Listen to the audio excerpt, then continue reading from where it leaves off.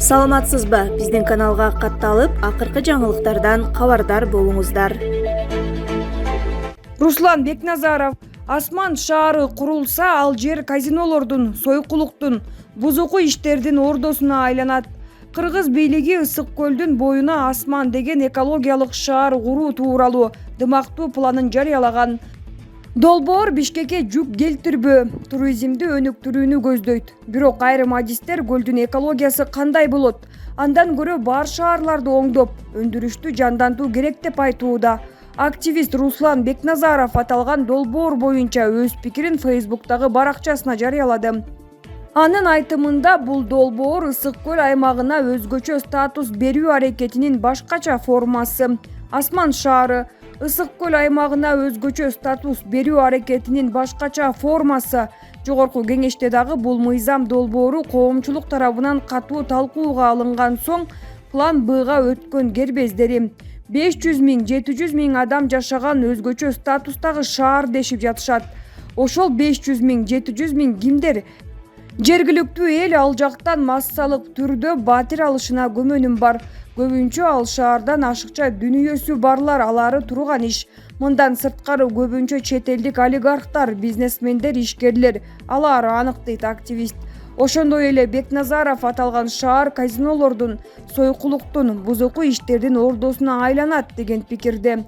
Алар бул шаарды эс алуучу, көңүл ачуучу аймак катары колдонушат. Ишенип коюңуздар, ал жер казинолордун, сойкулуктун, бузуку иштердин ордосуна айланат. Жергиликтүү калк ал жакта иш менен камсыз болушу мүмкүн. Бирок ал жердеги бузукулук кыргыз элинин урпагына өтө чоң зыян алып келет. Жогорку кеңештин депутаттары айткандай аталышын башкача жазып коюпсуңар. Добушубузду кайра алабыз дегендей болуп кечирээк өкүнүп калбайлы. Расмий маалыматка караганда Асманды курууга болжол менен 20 миллиард АКШ доллары кетет. Сабиров долбоорго жеке инвестициялар тартылаарын, азыр эки инвестор менен сүйлөшүүлөр жүрүп жатканын кошумчалады. Курулуш 3 айдын ичинде башталышы мүмкүн.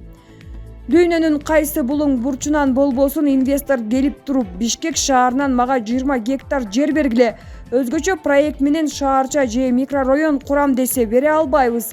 Ал жерден 100 гектар сураса да бөлө алабыз. Эсиңиздерге сала кетсек, Кыргызстанда ушул тапта 32 шаар бар.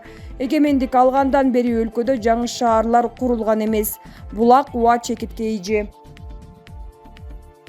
Канатбек Исаев кайрадан чоң саясатта топ жарып чыкканы калды. Күздөгү парламенттик шайлоо көптөрдүн түштөрүнө кирүүдө.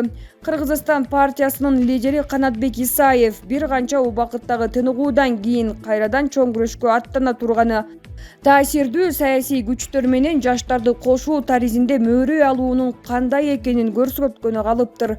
Шымалануу күч эмесе бул жагынан сырларды ачыктай бербей, тек турганыбыз оңго. Жакында чоң саясатта аеосуз күрөштөр башталаары башында туу саяр Канатбек Исаевдин кылкылдап чыгаары жөн эмеспи? Булак, Азия News. Депутат Рыскелди Момбеков кыргыз эли малга айланып баратканын айтты. Жогорку кеңештин депутаты Рыскелди Момбеков Замир Казакбаевдин YouTube каналына маек берип жатып, эл малга айланып бара жатканын айтты. Анын айтымында бизде билим берүү сапаты өтө төмөн. Мамлекеттин эң негизги байлыгы кумтөр эмес, эл, бийликти эмес, мамлекетти, элди сактап калыш керек деген мамиле жок болуп жатат. Мамиленин жоктугунан элибиз малга айланып бара жатат. Мамлекет башчы ушулардын баарын билиш керек. Билим берүү системасы толук деградацияда. Бузук элге бучук бий деп коет. Бул туура эле, анткени элдин каалоосу ушул болуп жатат. Ошон үчүн бийлик башына келгендер элди эстен чыгарып коюп жатышат, дейт эл өкүлү. Булак, кабарчы Чекиткейжи. УКМК чет жактан келген жан кечтини кармады. 22 июлда УКМК терроризмге каршы жүргүзүлгөн иштердин алкагында чет өлкөлүк жаранды кармады. Ал айрым КМШ өлкөлөрүнүн террордук жашыруун уюмдары менен туруктуу байланышта болуп, идеологиялык колдоо көрсөтүп, ошондой эле КМШ өлкөлөрүнүн биринде террористтик актыга жан кечти террорчу катары катышууну пландаштырганы аныкталды, деп билдирет УКМКнын басма сөз кызматы. Кырдаалдан пайдаланып, деструктивдүү идеологияны жайылтуу үчүн диний экстремисттик уюмдардын активдешүүсү байкалууда. Ушуга байланыштуу Кыргыз Республикасынын УКМКсы жарандарды сак болууга чакырат. Эгерде террористтик кылмышка даярдануу белгилери байкалса, өз убагында ыкчам чара көрүү үчүн тез арада укук коргоо органдарына токтоосуз билдирүүнү өтүнөт. Кыргыз Республикасынын улуттук коопсуздук мамлекеттик комитети эл аралык терроризмдин мүчөлөрүн жана колдоочуларын аныктоо жана алардын ишин токтотуу боюнча иш-чараларды улантууда, деп айтылат маалыматта. Булак Эркиндик Чекит Медиа. Головной ИИМдин атайын кайтаруусунда турат. Баткен облустук ички иштер башкармалыгы Головной тилкесинде суу бөлүштүрүүчү жайдын жанына Тажикстан видео байкоо орноткону тууралуу маалыматка түшүндүрмө берди. Мекеме Баткен районунун Аксай айыл аймагындагы Головной стратегиялык аймак экенин жана ал ички иштер министрлигинин атайын кайтаруусунда турганын билдирди. Ушул жылдын 28-апрелинде кыргыз-тажик жарандарынын ортосунда пикир келишпестик чыгып, ал жерге орнотулган видео көзөмөлдөр ташыргытуудан талкаланып, жараксыз болуп калган.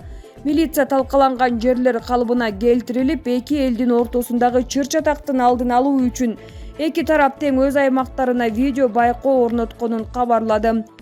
Тажикстандын Исфара шаарынын аткаруу комитетинин төрагасы Бахаваддин Бахтурзода 19-июлда видео байкоочу камера Головнойдон 10 метрдей Тажикстан тараптагы даракка орнотулган Озади радиосуна билдирген. Ал видео байкоочу камера суу бөлүштүрүүнү жана суунун деңгээлин көзөмөлдөө үчүн зарыл экенин, ал эки өлкөнүн чек арасын аныктабай турганын айткан. Головной тилкесинде тажик тарап 28-апрелде электр мамыларына видео камераларды орното баштаган. Кыргызстандын чек ара кызматкерлери бул жерге барып ишти токтотууну талап кылган. Өкмөттүн ошол кездеги Баткендеги ыйгарым укуктуу өкүлү Өмүрбек Суаналиев тажик тарап суу бөлүштүрүүчү жайды чогуу көзөмөлдөөнү сунуш кылганын, бирок Кыргызстан ал сунушка макул болбогонун билдирген. 28-30 апрель 1 май күндөрү кыргыз-тажик чек арасындагы куралдуу жаңжал Головной суу сактагычында тутанып, ал куралдуу кагылышка айланган. Анда 36 кыргызстандык курман болгон, ондогон турак жай талкаланып өрттөлгөн. Тажикстан 19 жараны каза болгонун билдирген. Булак Азаттык Чекит.орг. Орусия, Тажикстан жана Өзбекстан биргеликте аскердик машыгуу өткөрөт. Өзбекстандын аскерлери Орусия жана Тажикстан менен биргеликте Тажикстан ооган чек арасында машыгуу өткөрүшөт. Бул тууралуу Тажикстандын басылмалары жазып чыгышты. Коңшу өлкөнүн жазган маалыматына ылайык 1 августтан 10 августка чейин Хатлон багытындагы Тажик ооган чек арасында аталган 3 өлкөнүн куралдуу күчтөрүнүн чоң масштабтагы биргелешкен аскердик машыгуулар өтөт. Орус, өзбек жана тажик аскерлеринин террордук иш-аракеттерге каршы аскердик машыгуулары Тажик ооган чек арасында жайгашкан Харб-Майдан согуш талаасында жүзөгө ашырылат. Аскердик окууга 3 өлкөнүн аскер аба күчтөрү, абадан коргонуу күчтөрү, брондолгон техникалар жана аскерлери катышат. Аскердик окуунун негизги темасы Ооганстандагы террорчулардын тажик тарапка басып кирүүсүн алдын алуу жана 3 өлкөнүн аскер күчтөрүн координациялоо болуп саналат. Ошондой эле бул иш-аракеттер Тажикстан, Өзбекстан жана Орусиянын ишке ашуу алдында турган алгачкы толук кандуу аскердик окуусу болорун басылмалары белгилешти. Булак Автор ТВ-Чекит.ком. Аймактар боюнча жумушчу сапарынын алкагында Жалал Абад облусунун Сузак районунун Чаңгыр Таш айылына бардым. Кыска мөөнөттө дамбанын көлөмүн кеңейтип, аны бекемдеп, ичинде селдин нугун буруу үчүн атайын курулманы куруу зарыл. Табигый кырсыктардын алдын алуу иштерин күчөтүшүбүз керек. Кыргыз Республикасы көптөгөн жаратылыш кырсыктарына дуушар болгон тоолуу өлкө. Качанкыга чейин анын кесепеттерин жоёбуз. Биз табият кырсыктарынын алдын алуубуз керек. Өзгөчө кырдаалдардын алдын алуу иштери ар тараптуу жүргүзүлүшү керек. Тапкан ташыганынан заматта айрылган карапайым адамдардын азап чегип жаткандыгы өкүнүчтүү. Жабыркагандарга мүмкүн болгон жардамдар көрсөтүлүп, селдин кесепетин жоюуга, Кыргыз Республикасынын өзгөчө кырдаалдар министрлиги кошумча күчтөрү жана атайын техникалары тартылат. Жабыркаган короо жайларды кыдырып чыккан соң айыл тургундары менен жолугушуп, алардын суроолоруна жооп бердим. Сел кырсыгынан 6 жашар кыз каза болгон үй бүлөнүн абалынан кабар алдым. Курман болгон кыздын үй бүлөсүнө көңүл айтам. Марипов Улукбек Асамидинович.